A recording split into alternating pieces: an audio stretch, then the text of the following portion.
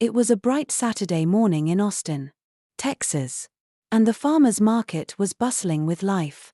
The air was filled with the scent of fresh produce, homemade pastries, and the occasional whiff of grilled sausages. People walked through the open-air stalls, some stopping to chat with vendors, others to admire the crafts on display. The sounds of laughter, chatter, and the clink of coins filled the space, making it feel like a community gathering more than just a shopping experience. Among the crowd was a young girl named Sophie. She was only 5 years old, but she had a heart that seemed far bigger than her tiny frame. She was walking hand in hand with her parents, Laura and John, her wide eyes taking in the colors, the people, and the animals. Sophie had always been an observant child, noticing the things that others often overlooked. It was this very sensitivity that drew her attention to a particular sight that day. At the far edge of the market, near a stall selling fresh flowers, Sophie stopped in her tracks. There, tied to a post, was a large German shepherd. His coat was matted and dirty, his ribs visible through his thin fur. He sat there, staring at nothing in particular, as though the world around him had stopped mattering long ago. The dog's eyes, once bright and full of life, now seemed dull, empty. He was still, almost lifeless, clearly a dog who had suffered more than he should have. Sophie's small hand tightened around her mother's, and she tugged at it gently. "Mom, look," she whispered urgently, her voice a mixture of awe and concern. Laura turned to follow Sophie's gaze. When she saw the dog, her heart sank. She knew that look in the dog's eyes: sadness, fear, resignation. Sophie had always been especially empathetic towards animals. It was as if she could feel their pain as her own. Laura sighed quietly, a sense of helplessness creeping into her chest. "Sweetheart, stay close," Laura said softly, trying to steady her emotions. She could see that Sophie was already determined to approach the dog. Sophie didn't hesitate. She pulled away from her mother and carefully made her way to the dog. The market buzzed around her. But to Sophie, everything else seemed to fade away. She crouched down a few feet from the dog, her eyes never leaving him. Gently, she whispered, "Hi there, boy." She reached out a hand, her fingers trembling slightly. The dog didn't move at first. His ears twitched, and he sniffed the air cautiously, but he made no attempt to shy away. Instead, he seemed to lean ever so slightly forward, as if he too was drawn to the child. Sophie's heart swelled with something close to recognition, as if the dog had been waiting for someone to care for him. "You seem so sad," she said softly, her words breaking the silence between them. "It's okay. I'm here now." Sophie was quiet, watching him carefully. She noticed how frail he looked, how weary his body seemed. The dog's eyes seemed to plead for anything that might bring him some relief from the suffering he had endured. Sophie didn't know exactly what had happened to him, but she could sense his pain as if it was her own. She knew he needed help. As Sophie sat beside the dog, Laura walked up behind her, observing her daughter's gentle approach. She saw how Sophie's tiny hands shook as she extended them toward the dog. Despite the dog's apparent fear, he didn't pull back. Instead, he leaned closer to her touch. The bond was forming in that moment. Sophie felt it in her chest. This deep, undeniable connection. At that moment, Laura caught the eye of the vendor at the nearby stall. He was busy, his back turned to the dog as he attended to customers.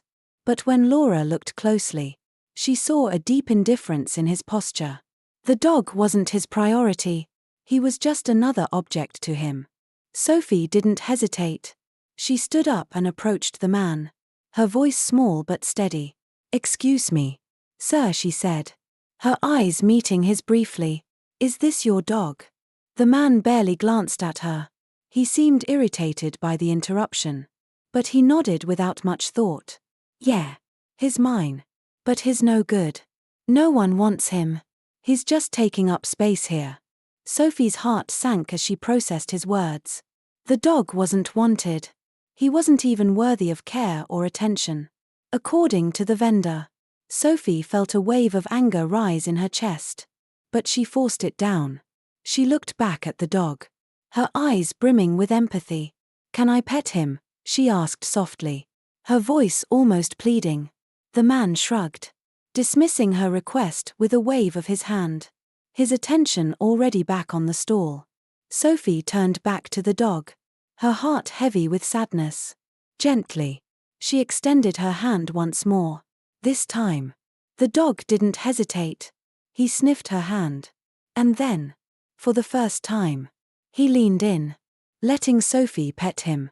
A small, faint wag of his tail followed, and Sophie felt a rush of warmth in her chest. It was as though he was saying thank you, as though the simple act of being seen, of being acknowledged, meant more to him than words could express. From that moment, Sophie made a silent promise to the dog. She would come back. She would be his friend. And somehow, she would make sure he was safe. Little did she know, this would mark the beginning of a deep, transformative bond between her and the dog. A bond that would change not only their lives but also the lives of her parents. As they walked away from the stall, Sophie's parents exchanged a glance. They knew that something had shifted in their daughter. Sophie had always been a kind-hearted child, but there was something different about the way she had approached the dog. She had formed a connection in an instant. They weren't sure yet how this would unfold, but they knew Sophie had just made a decision that would lead them on a path they couldn't yet see. And so, over the next few weeks, Sophie and her parents would return to the market again and again, each time finding the dog, whom Sophie had now named Maximum, sitting patiently by the post, waiting for the small girl who would soon change his life forever. It wasn't long before Sophie's daily visits to the market became the highlight of her week. Each time she saw Maximum the German Shepherd, her heart swelled with affection. He had become her silent companion, and the bond between them grew stronger with every encounter. But Sophie's parents, Laura and John, soon realized that simply visiting the market wouldn't be enough to help Maximum. It was clear that the dog was traumatized. He was too scared, too withdrawn, and far too frail for anyone to ignore. After some discussions and research, they decided it was time to take the next step. They had to bring Max home. Laura and John were both skeptical at first. They knew that adopting a dog, especially one with Max's issues, wouldn't be easy. But when they saw the way Sophie's eyes lit up every time she saw Maximum, they knew they had to try. They couldn't bear to see the pain in her face whenever she said goodbye to him at the market. And they couldn't let him remain in such a neglected state. One cold November afternoon, they finally made the decision. Sophie, who had become a near-constant presence at the market, now stood by Max's side, gently coaxing him toward the car.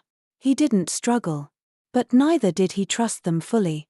His movements were slow and unsure, as though he feared he would be abandoned once more. Sophie's heart ached as she looked into his eyes. She knew he needed time to heal, time to trust. At home, things weren't much easier. The first few days with Max were a mixture of hope and frustration. The German Shepherd, though he had begun to trust Sophie, still recoiled from human touch. He flinched at loud noises, cowered when anyone moved too quickly, and refused to make eye contact with anyone but Sophie. There were moments when Sophie would sit beside him, her small hand gently resting on his back, whispering words of encouragement. But she knew they were only the beginning. Laura and John realized that they needed professional help. They called in an animal behaviorist, a kind woman named Claire, who had worked with traumatized animals before. When Claire arrived, she knelt down to Max's level, assessing him quietly. She could see the fear in his eyes, the deep scars left by whatever abuse he had endured. She turned to Laura and John. "Max has had a rough life," Claire said gently, "but it's clear he wants to trust. He just needs to learn that it's safe to do so." The next few weeks became a whirlwind of training sessions, patience, and steady progress. Claire guided them through the process of rehabilitation, teaching them how to communicate with Max in a way that was calm, gentle, and clear. The first lesson was simple: consistency. Dogs like Max needed to know what to expect. Any sudden movements or loud noises would only reinforce his fears. Sophie, eager to help, was the most consistent of them all. Every morning, she would wake up early to give Max his breakfast, her voice soft and steady as she fed him. She learned how to approach him slowly, to speak in calm tones, and to let Max come to her instead of forcing interaction. Sophie's patience began to pay off when, one morning, Max cautiously approached her and allowed her to pet him without flinching. It was a small moment, but it was a victory. Sophie's heart fluttered with joy as she realized that Max was beginning to trust her completely. In the evenings, they started working on more structured training. Claire showed Sophie how to use treats to reward Max for small accomplishments, like sitting or lying down on command. Maximum, who had once been terrified of being touched, was now accepting the simple affection that Sophie showered on him. With every day, his body language softened. His tail, once stiff and low, began to wag more freely, especially when Sophie was around. Over time, Max started to show signs of playfulness. At first, it was just a slight tilt of the head when Sophie tossed a ball. But then, one afternoon, Sophie tossed the ball a little further than usual, and to her surprise, Max ran after it. His movements were hesitant, but there was no doubt he was playing. Sophie laughed with excitement, her joy contagious. Max had come a long way in such a short time. But it wasn't just about play. The real progress came when Max began to engage with the other members of the family. One evening, as John sat down to watch TV, Max wandered over to him and nudged his hand with his nose. A quiet invitation for affection. John froze, unsure of what to do. But he slowly extended his hand and rubbed Max's head.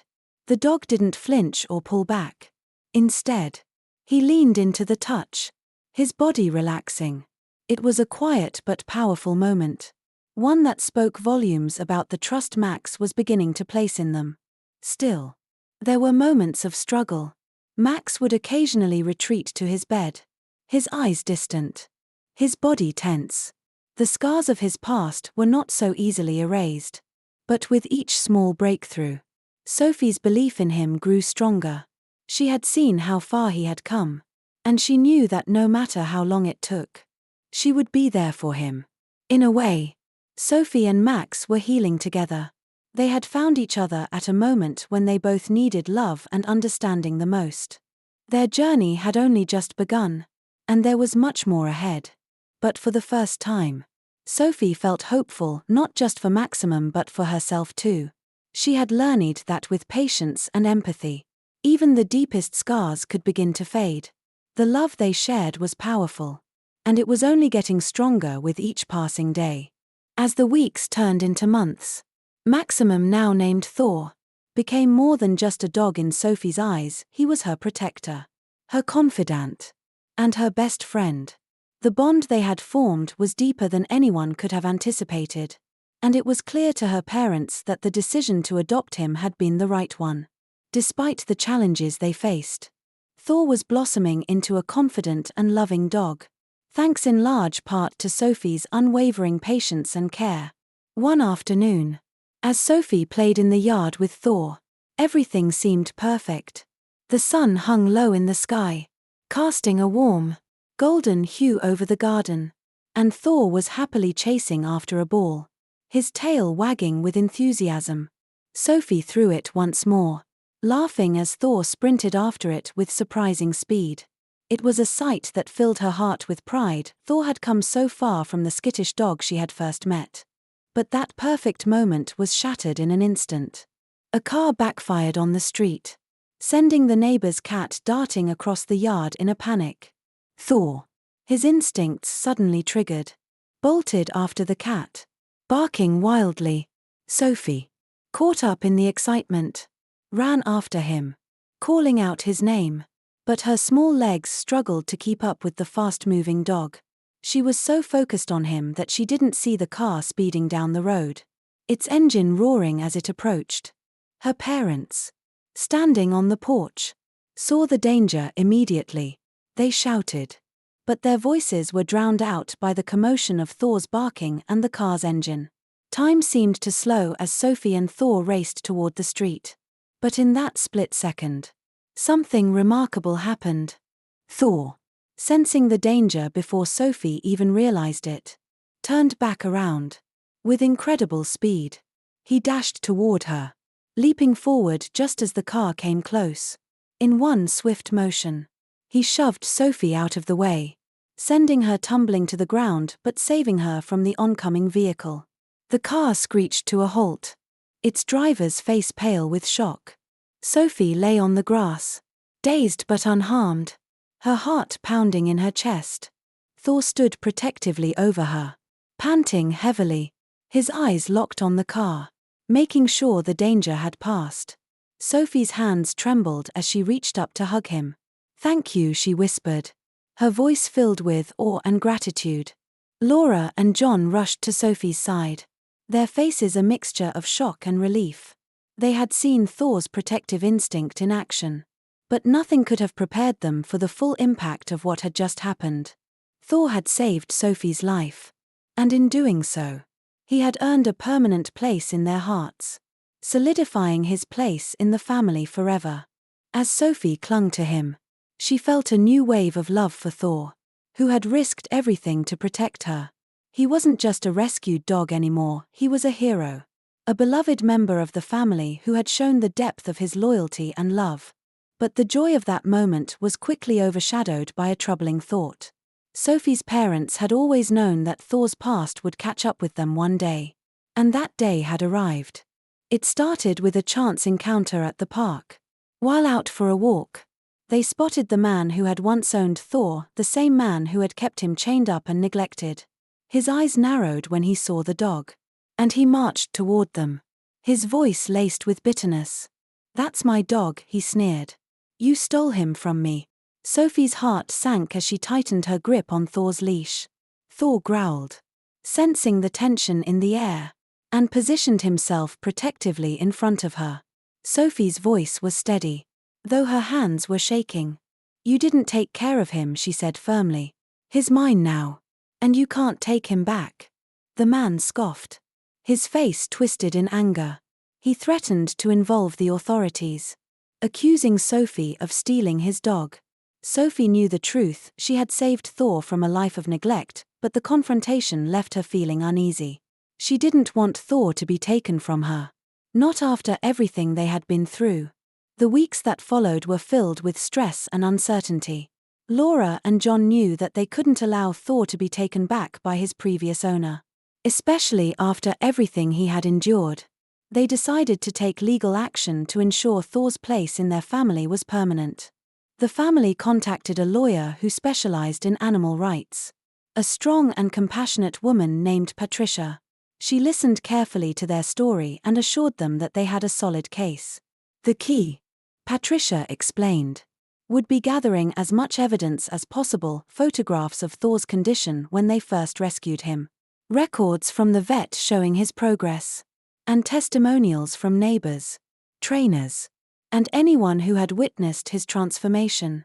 Sophie, determined to help, wrote a heartfelt letter to the court, pouring out her love for Thor. She spoke of the joy he had brought into their lives and the deep bond they shared.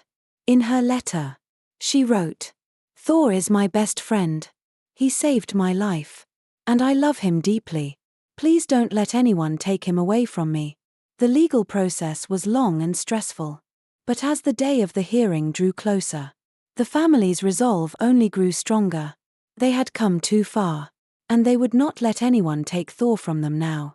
The day of the court hearing finally arrived, and the weight of the moment was palpable. Sophie, Laura, and John arrived at the courthouse early, their nerves taut with anticipation. Sophie clutched Thor's leash tightly, his warm body beside her offering comfort, though even he seemed to sense the gravity of the situation. Thor had become so much more than a dog to them, he was family. And the thought of losing him was unbearable. As they entered the courtroom, Sophie noticed the man who had once owned Thor sitting at one end of the room. His presence sent a chill down her spine. And she instinctively pulled Thor closer. The man's smug expression was unmistakable. He believed he could reclaim what he had lost. But Sophie was determined to ensure that wouldn't happen. The courtroom was quiet, save for the murmurs of those present. Patricia, their lawyer, stood beside them, offering quiet reassurance as the proceedings began. The judge, a stern but fair woman named Judge Eleanor, presided over the case with a calm, measured tone. She listened as Patricia outlined their argument, presenting the evidence, photographs of Thor's initial condition, his matted fur, his ribs clearly visible under his thin coat, and the sadness in his eyes that spoke volumes about the neglect he had suffered. They presented vet records showing how far he had come since being rescued and spoke of the many trainers and neighbors who had witnessed Thor's transformation. Then it was Sophie's turn. She took a deep breath and stepped forward, her hands slightly trembling as she held Thor's leash. She looked at him for strength. And Thor, as if sensing her nervousness, sat down beside her and placed his head gently on her lap. It was a gesture of comfort that Sophie would never forget. A reminder of how far they had come together. With her heart pounding in her chest, Sophie spoke. "Thor is my best friend," she began, her voice steady but filled with emotion. "When I first met him, he was sad and alone. And I could see how much he needed love. And I knew I had to help him. We've been through so much together. And I love him more than anything in the world. He's not just a dog to me, his family. He saved my life. And I will do anything to make sure he stays with us. He deserves a happy life. Not a life of fear and pain." Sophie's words hung in the air, and she could feel the eyes of everyone in the room on her. The judge, though composed, seemed moved by Sophie's testimony. She nodded thoughtfully before turning to the previous owner.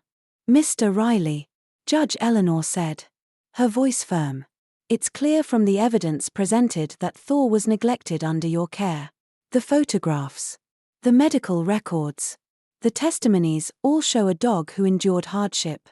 This court is concerned with what is best for Thor, and it is evident that his well-being is far better under Sophie's care." Mr. Riley's face reddened with anger. He tried to protest, but the judge silenced him with a raised hand. "The facts speak for themselves," she said. Before turning to the family, "I will rule in favor of Sophie and her family. Thor will remain with them permanently." Sophie's heart soared, and for a moment, she could hardly believe what she was hearing. She reached down to hug Thor, who responded with a soft whine, as if he, too, understood the importance of the moment. Laura and John exchanged a look of relief and joy, their faces lighting up with pride. But the story didn't end there. The following week, news of the court's decision spread through the local community. And what happened next was something Sophie could never have predicted. The court had ordered an investigation into Mr. Riley's past behavior. And what they uncovered was both shocking and validating. It turned out that Mr. Riley had a history of neglecting and mistreating animals. And several other cases were brought to light, all pointing to the same cruel pattern. As word of this spread, the community rallied behind Sophie and her family. Neighbors who had seen Thor's transformation came forward with statements, offering their support. The local animal shelter organized a fundraiser in Thor's honor, raising money to help other dogs in need. People from all over sent letters of encouragement, and even strangers stopped Sophie in the street to tell her how much they admired her dedication to Thor. In the weeks that followed, Sophie's bond with Thor deepened even further. The dog who had once been timid and afraid of the world had blossomed into a confident, loving companion. His transformation wasn't just physical, it was emotional. He had become a protector, a loyal friend, and a symbol of the power of love and patience. As for the Riley family, they were ostracized by the community. The public outcry over their mistreatment of animals was so strong that they were forced to move away, never to harm another animal again. For Sophie, Thor, and her family, the future was full of hope. Sophie knew that the journey ahead wouldn't always be easy. But as long as they had each other, they could face anything. The love and empathy they had shown Thor had not only healed his broken spirit but had taught them all a profound lesson about compassion, patience, and the extraordinary bond that can form between humans and animals.